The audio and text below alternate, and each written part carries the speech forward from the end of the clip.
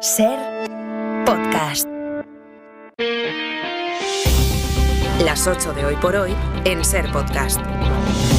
Hola, muy buenos días. ¿Cuántos niños palestinos muertos más podemos soportar? ¿Cuántas imágenes de niños y de niñas cubiertos de polvo y de sangre entre los escombros podemos soportar? ¿Cuántas imágenes de niños temblando, inconsolables, buscando a sus padres entre las ruinas de Gaza? ¿Cuántas imágenes de padres desesperados con los cadáveres de sus pequeños en brazos? ¿Cuántas imágenes más de muerte podemos soportar?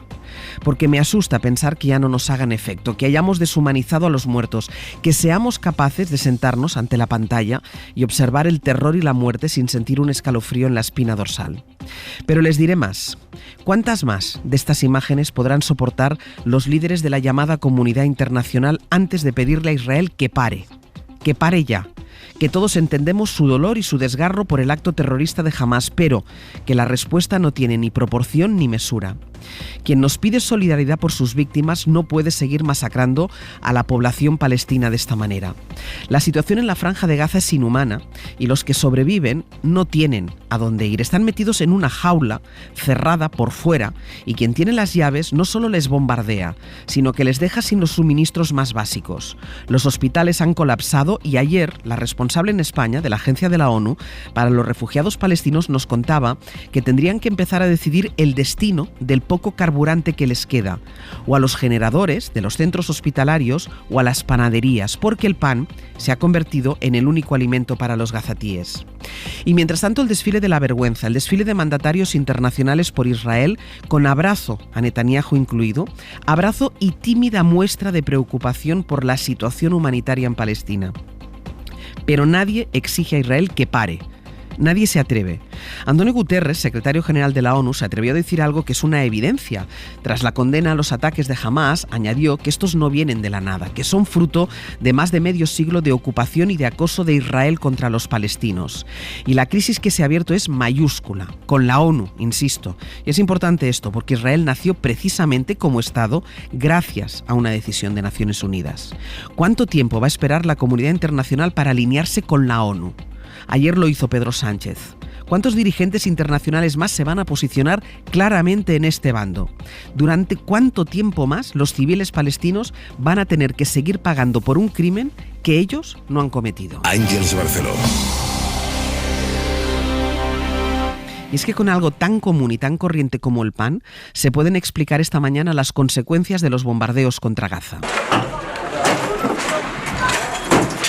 Esto es un campo de refugiados que suena así. Denuncian los palestinos que están en el campo de refugiados de Al-Maghazi, en el centro de Gaza, que la única panadería que tiene el recinto ha sido destruida precisamente por los bombardeos. Sastre, buenos días. Buenos días, Barceló.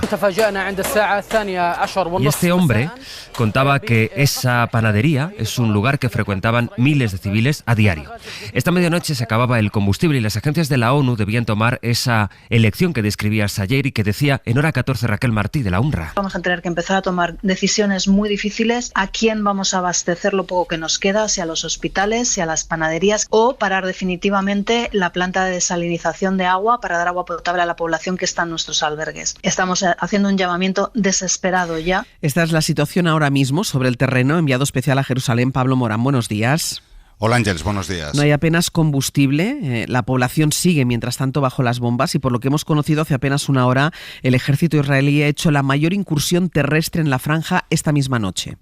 Exacto, no es la primera incursión desde que comenzó la guerra, pero sí parece la más amplia hasta el momento, con la participación de tanques y unidades de infantería que han entrado esta noche en la franja para atacar intereses de Hamás.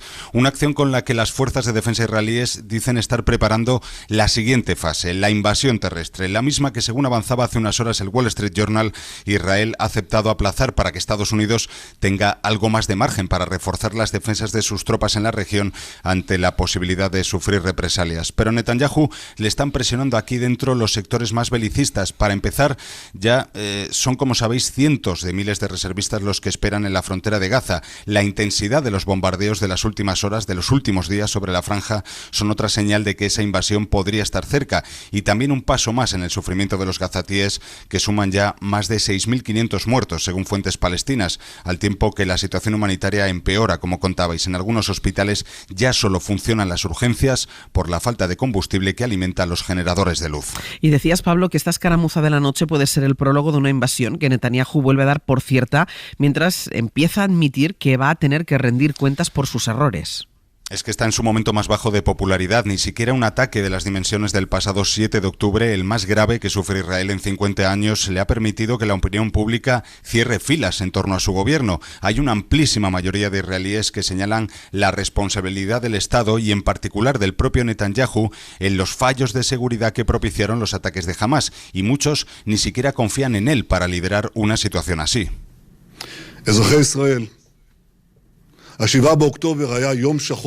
De ahí esas declaraciones de anoche en su comparecencia pública, en su mensaje a la nación, en las que admitió que tendrá que dar respuestas por lo que pasó el 7 de octubre, pero ni siquiera los más próximos al primer ministro parecen confiar en él. El diario Haaretz aseguraba esta semana que altos funcionarios israelíes han expresado reservas sobre las capacidades de Netanyahu, que también está buscando pruebas que deleguen la responsabilidad de lo ocurrido, la responsabilidad de los ataques en el ejército. Hasta luego, Pablo.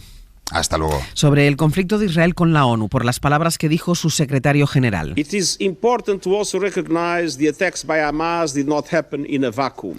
palabras, esta frase, la que afirmaba que los ataques de Hamás, que él, por cierto, condenó ya en el primer momento, no ocurrieron de la nada en el vacío histórico. Bueno, Guterres tuvo que salir ayer para decir que está en shock por la reacción de Israel, que no piensa dar visados a los representantes de Naciones Unidas hasta que Guterres dimita.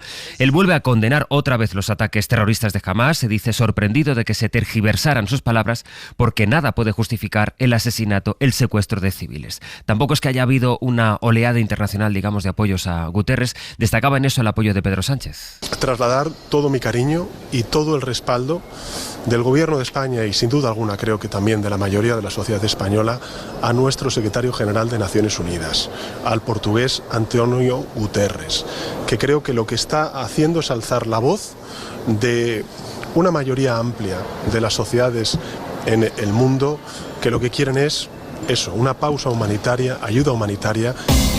Y lo venimos contando desde primera hora. La otra gran noticia internacional en este momento, el tiroteo esta madrugada en Estados Unidos. Hay al menos 22 fallecidos, 60 heridos por los disparos de un hombre que sigue fugado y al que siguen buscando las fuerzas de seguridad. Ha abierto fuego en un restaurante y en una bolera. Es un militar en la reserva. Última hora desde Washington, Sara Canals. Sí, se trata de un hombre de 40 años, un instructor de armas y cuya foto, donde se le ve armado con un rifle y se puede apreciar perfectamente su cara, está siendo difundida por el Departamento de Policía de Lewiston, esta localidad de unos 35.000 habitantes del estado de Maine. Mientras tanto, las autoridades advierten que se trata de un hombre peligroso, alertan a la gente que no salga de casa, que si le ven eviten cualquier contacto con él y aseguran que se está cooperando a todos los niveles para tratar de encontrarle. Un tiroteo que se ha producido en dos puntos distintos, uno en una bolera y otro en un bar, y un suceso que ha traumatizado a esta localidad, una zona rural tranquila y que ha dejado 22 muertos y unos 60 heridos, una cifra, sin embargo, que según la policía podría aumentar. En Estados Unidos, además, el protagonista político es este hombre.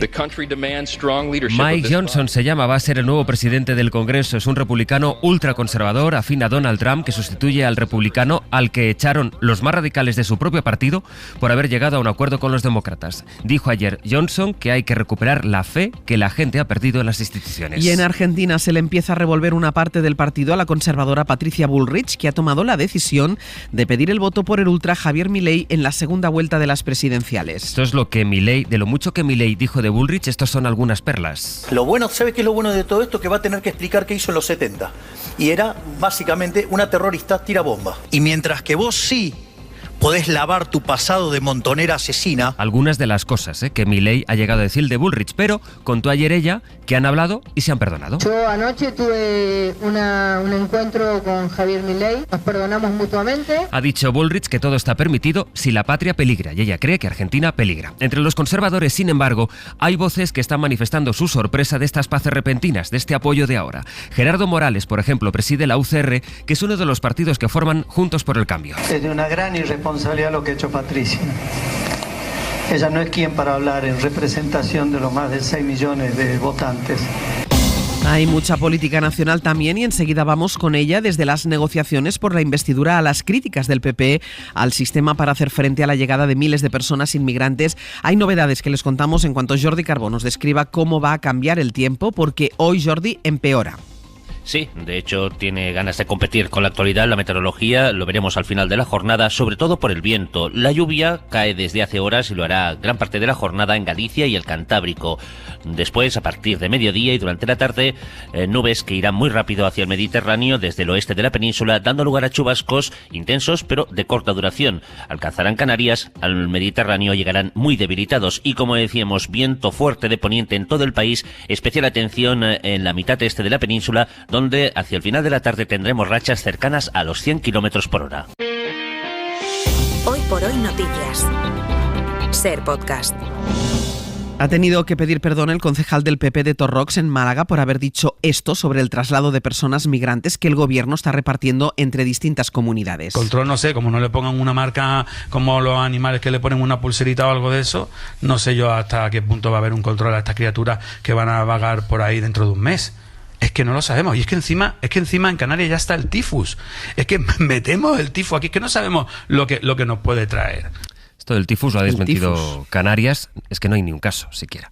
Bueno, ha escrito Salvador Escudero, que es como se llama este concejal, que pide sus más sinceras disculpas, todo esto es textual, por estas desafortunadas declaraciones. El senador Rafa Hernando del PP también acusa al gobierno de estar colaborando con el negocio de las mafias que trafican con personas al no repatriarles y llevarles a la península sin consultar con las autoridades autonómicas, dejándolas, dice, a su libre albedrío, sin vigilancia ni control. Esta mañana en El Abierto vamos a explicar cuál es la situación de la que está advirtiendo Canarias desde hace días, que está al límite de sus capacidades, porque solo en lo que llevamos de mes han llegado más de 13.000 personas. En El Hierro, una de las islas donde más llegan, hay 11.000 habitantes. Lo que pide Canarias es solidaridad al resto de autonomías y el gobierno, como les estamos contando, ha localizado 4 instalaciones militares en Madrid, en Sevilla y en Cartagena, donde poder levantar campamentos de emergencia en terrenos de defensa para acoger allí a estas personas. De momento va a colocar 2, en Carabanchel y en Alcalá de Henares. El plan también contempla recurrir a hoteles y a hostales, que es lo que se hizo, por cierto, con los refugiados de Ucrania. Después les vamos a dar los detalles de este plan y vamos a escuchar las quejas contra el gobierno de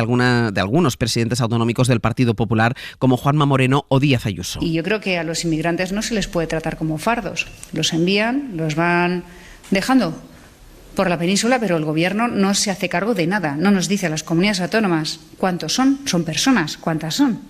¿Cómo les vamos a atender? Aunque el relato político sigue pasando sobre todo por las negociaciones de investidura. He demostrado durante estos últimos años que doy la cara, que no me escondo, que me arremango, que hago frente a los problemas. Dice Pedro Sánchez que va a explicar todo lo que acuerde para su investidura llegado el momento. El foco vuelve en todo caso hacia Carles Puigdemont, al que ahora, para sorpresa de buena parte del PP, Alberto Núñez Feijóo, que se dijo dispuesto, recuerden, a negociar con Junts para su propia investidura, muestra respeto. Hay otros que mienten mucho y el señor Puigdemont, todo el mundo sabe lo que pide. A mí, desde luego, los contactos no personales ni directos, pero sí indirectos, no nos han mentido. Eso es un valor. No estoy de acuerdo, por supuesto, con los planteamientos del señor Puigdemont. Eso no significa, lógicamente, que desde la discrepancia pueda haber respeto. Mariela Rubio, buenos días. ¿Qué tal? Muy buenos días. Hay estupor en el todavía líder del PP catalán por estas palabras de Feijóo. Sí, no ocultan en el entorno de Alejandro Fernández su malestar por lo que interpretan fueron declaraciones condescendientes con el independentismo. El líder del PP catalán hacía de hecho público su descontento en un mensaje en las redes sociales, y es que Feijóo no solo hablaba de contactos indirectos con un Puigdemont al que dedicaba buenas palabras, sino que resaltaba las coincidencias entre Junts y el PP. Nosotros no hemos negado que hemos tenido contacto con Junts. ¿Por qué? Porque desde el punto de vista de políticas económicas hay mucha más coincidencia entre lo que defiende Junts y lo que defiende el PP de lo que defiende el PSOE o... Alejandro Fernández lleva meses oponiéndose a la normalización de las relaciones con Junts, que es una apuesta estratégica de Núñez Feijóo. En este contexto, Ángels, en los próximos meses habrá un congreso del PP en Cataluña para elegir líder del partido allí. Y aunque Génova querría que Fernández diera un paso al lado, en el entorno del líder del PP catalán aseguran que su intención es presentarse a la reelección. Génova, de momento, no pone fecha a ese congreso. Mariela, gracias. A vosotros. Y nos queda todavía el enfrentamiento entre la banca y el gobierno por el impuesto a los beneficios extraordinarios de los bancos. Ayer supimos de los datos históricos del Santander, acaba de publicar los suyos. El Sabadell ha ganado en los primeros 9 meses del año más de 1.000 millones, un 44% más que el año anterior. Alcanza su récord de ganancias, va camino también de lograr sus mejores resultados históricos. Sobre el impuesto a los bancos, este es el argumento del consejero delegado del Santander, Héctor Grisi. Nos parece discriminatorio porque estigmatiza al sector, ¿no? Todas las empresas deben de pagar lo mismo. El gobierno, en cambio, defiende el impuesto, responde también a las críticas de los empresarios, que dicen que es un atropello que el PSOE y Sumar hayan acordado reducir la jornada laboral sin negociarla con la COE. ¿Nuestro país está a favor de que se reduzca la jornada laboral? Yo creo que sí. ¿Está el señor Garamendi en contra de ello? Bueno, pues es difícil responder a esta pregunta cuando el propio Partido Popular no fue capaz de decir que está en contra de la misma. Hoy por hoy noticias. SER Podcast. Y de la economía, en menos de una hora sabremos cómo está el mercado de trabajo en España, porque a las 9 se publica la encuesta de población activa. Lo contaremos en el boletín de las 9. Y en Estados Unidos, Ford y el sindicato del motor han llegado esta madrugada a un principio de acuerdo para acabar con la huelga que dura ya 6 semanas y que estaba provocando grandes pérdidas en el sector y también en la economía estadounidense. Por extensión, pasa por un nuevo convenio que va a aumentar los salarios un 25%. El presidente Biden ya ha felicitado a las partes, decía el presidente del sindicato, UAW family. que el acuerdo ha sido histórico y que los empleados se han unido de una manera que no se había visto en años. Y en 10 minutos el abierto. Hoy compartimos la mesa de análisis junto a Javier Aroca, Nacho Corredor y Carlos Navarro Antolín. Para no perderte ningún episodio, síguenos en la aplicación o la web de la SER, Podium Podcast o tu plataforma de audio favorita.